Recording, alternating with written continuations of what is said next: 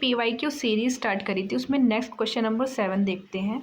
तो आप parliamentary system of government is one in which. तो एक पार्लियामेंट्री सिस्टम ऑफ गवर्नमेंट ऐसी गवर्नमेंट होती है जिसमें जो एग्जीक्यूटिव होती है वो अपनी पावर पार्लियामेंट से ड्राइव करती है और उसी के लिए रेस्पॉन्सिबल होती है।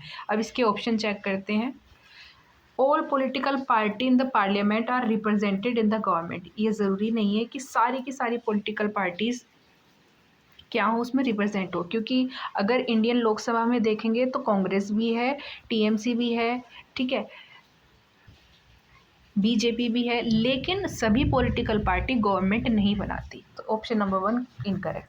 The government is responsible to the parliament, ये भी हमने देखा।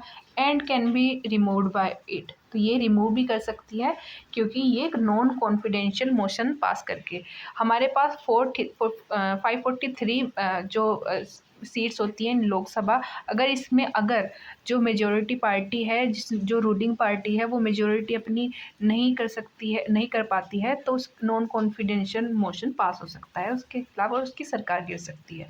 अगला है the government is elected by the people. देखो यहाँ डायरेक्ट इलेक्शन की बात हो रही है, directly, and can be removed bye them.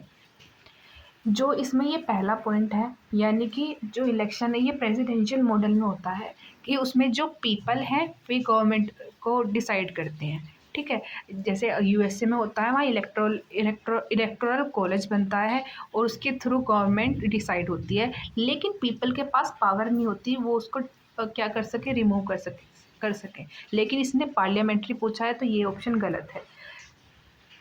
इसके बाद फोर्थ है the parliament government is chosen by parliament but can not be remove by it before completion of fix term.